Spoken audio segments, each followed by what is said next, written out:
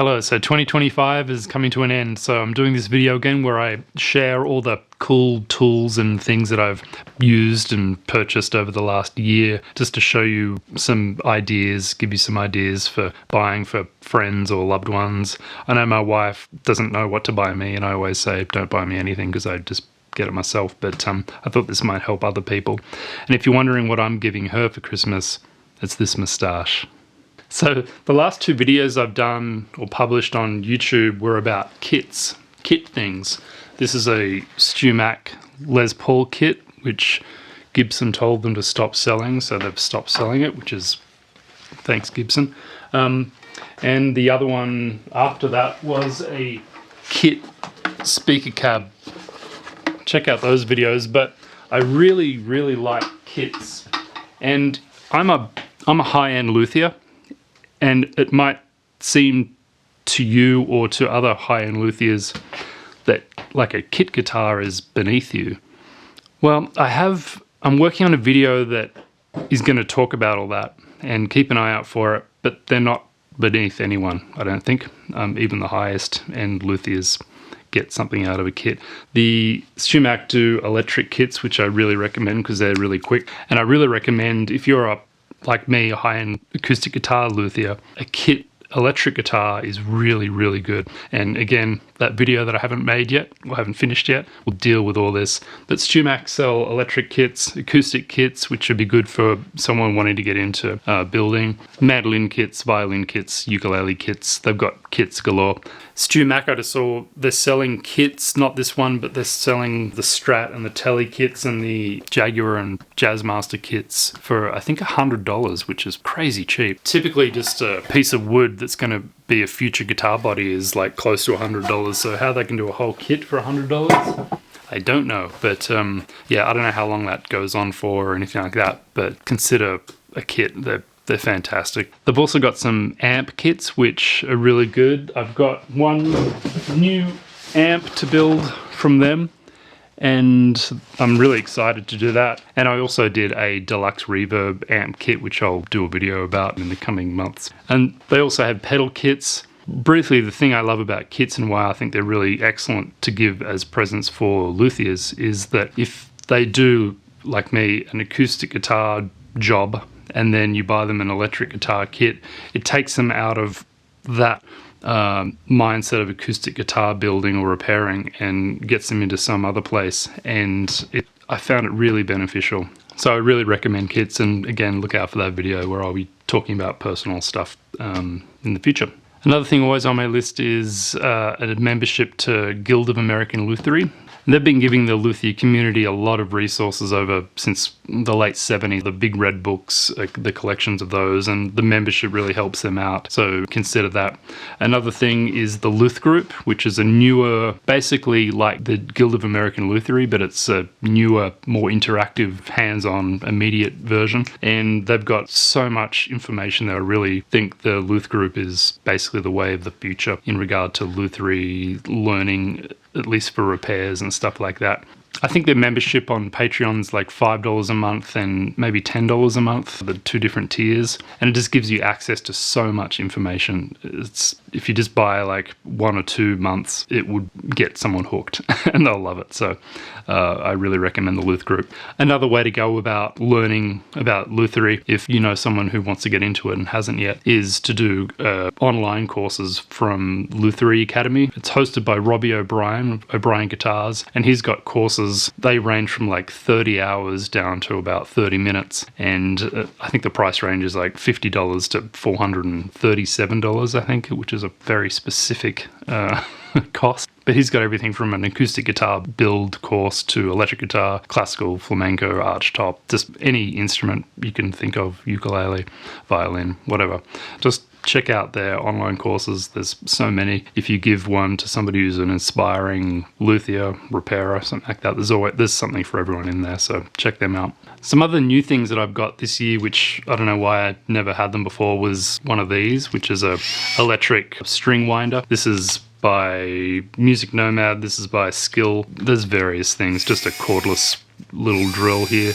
This one happens to be, you can turn it there and there.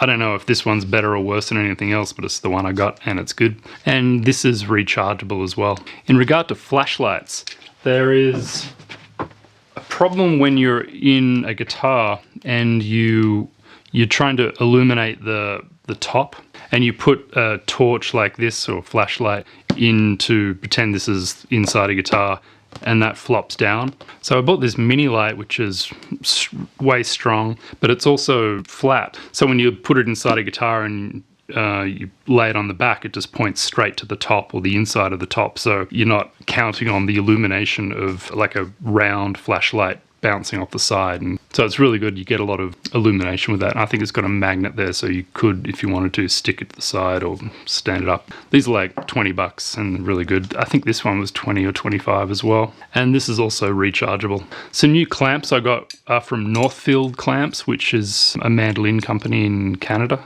Really nice clamps. I found these via Mark Stutman at Folkway Repairs. And I forget what inch sizes these are, but the third biggest one is still smaller than Stu Mac's smallest one. So these are excellent for repair work. They're well priced, and I really like these clamps. They're really strong. You can invest in these. They're a little bit more expensive, or around the same price as the Stu Mac ones. I still use the Stu Mac ones for bridges and stuff, and I use these for bridges as well, but I usually keep these for more repair work because they're just a smaller size, but you can get way longer sizes. I already had the longer ones. Here's a neat little gadget, which you can't tell what it is here, but a friend of mine who I met through the Luth group, Max in Italy, but this was originally designed by Frank Ford, and Frank never took it to market or anything, but Max redesigned it so it could be 3D printed, and he sells these off his website, link in the description, all that sort of thing.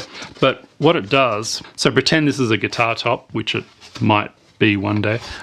This is the sound hole, and this is the area where you can't reach to sand very easily. So you get this little disc which has got sandpaper on it, and you put this here and it's magnetized, and then when you put a drill on it, you can sand.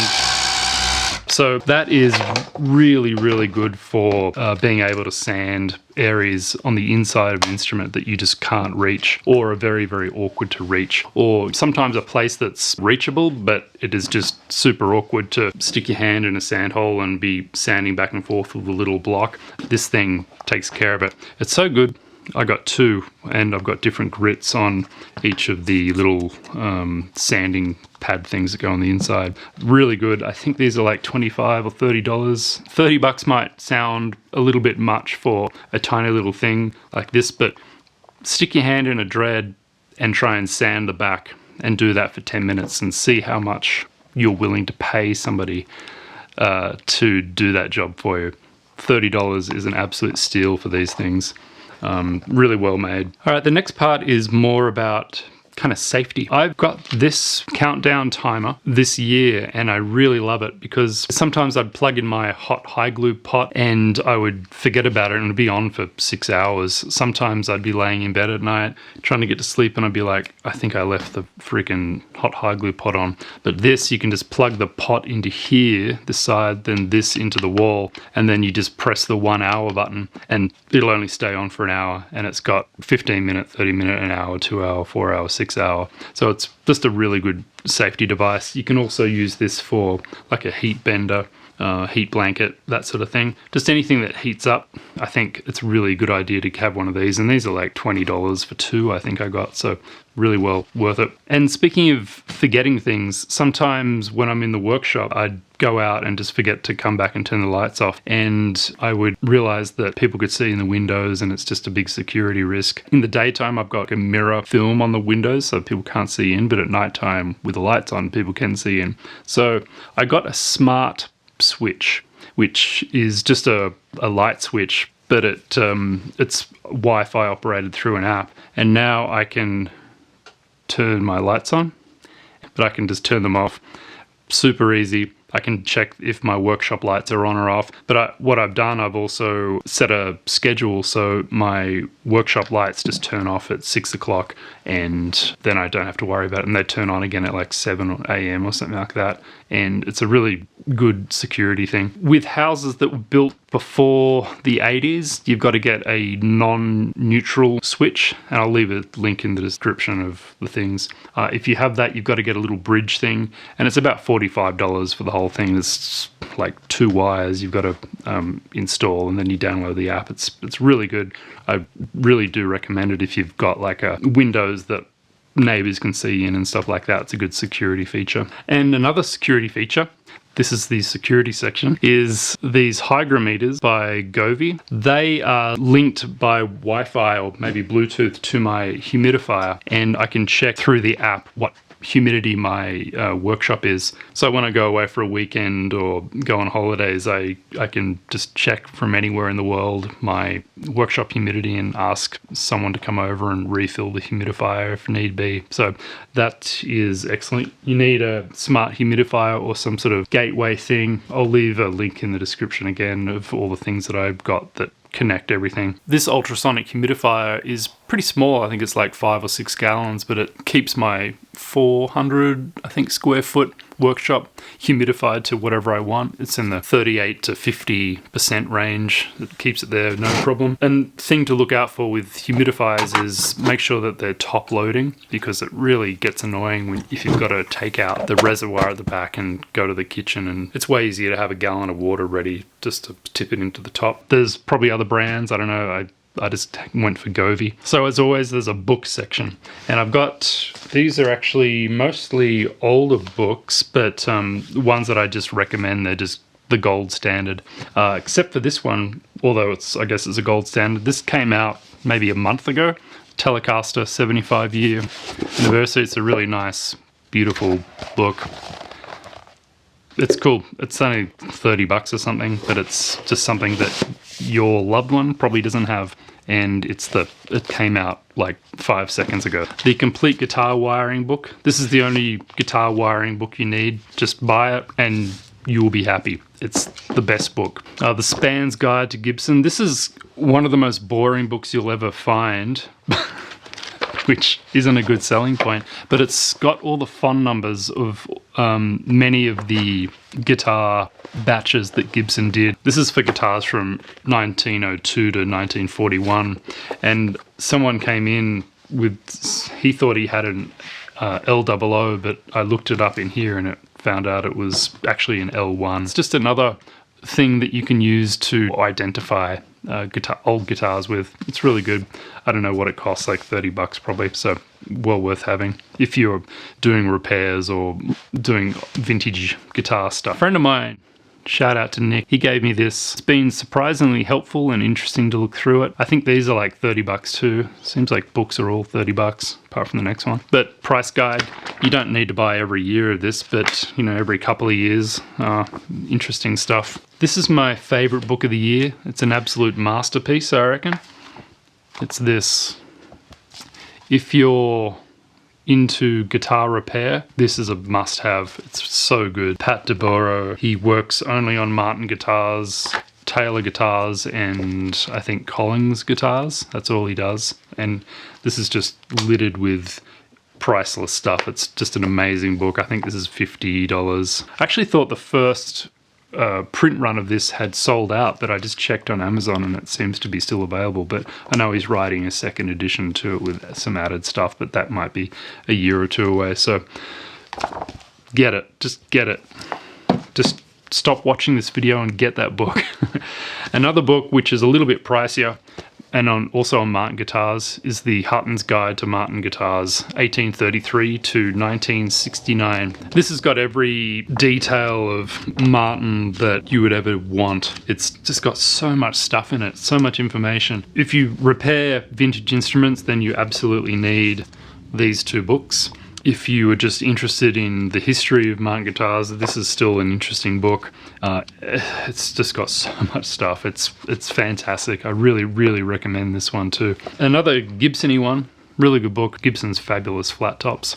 It's got a lot of information in it. And lastly, Martin Guitar, A History, really worth having. There's also a technical guide that goes with this, and they used to kind of be sold together, but I don't know why they don't sell that technical guide anymore, so I didn't bother bringing it out, but this is also great. I would basically say that those two and those two are like desert island books. And I don't know, if your desert island is a little bit bigger, then get that one. And if there's electricity on your desert island, then get this one. And lastly, and maybe most importantly, and most expensively, is the Total VISE system.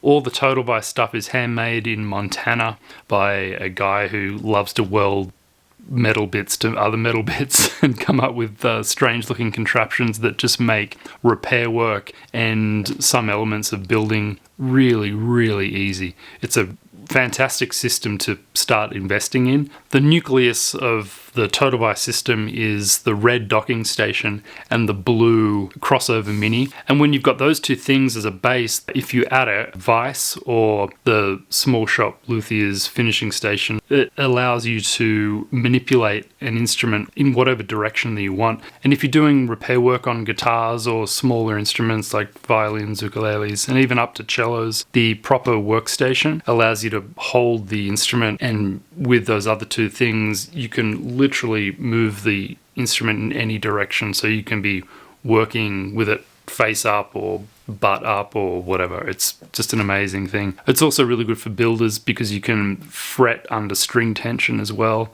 That's also great for repairers who want to fret with the diagnostic tools that knowing what the neck and body are doing under string tension allow. It's really good. I also helped design basically the perfect finishing station where you put the body of a guitar in and you've got this round thing that you can spin and manipulate the instrument within that circle. So you can, it's really easy to just lay down the perfect flat coat of clear. You can also lock everything in place and spin it, so it's really easy to manipulate and get a perfect sunburst finish, stuff like that. Adding color is really good. You can do whatever you want with it. It's great. So once you invest in the Total VISE system, you're winning and you're the happiest luthier you'll ever going to be. So that's it for this year. We're done. I hope 2025 was kind to you and that you were kind to others. Hope 2026 is even better and the world continues to spin in the right direction. So all the best. Love to you all. See you next time.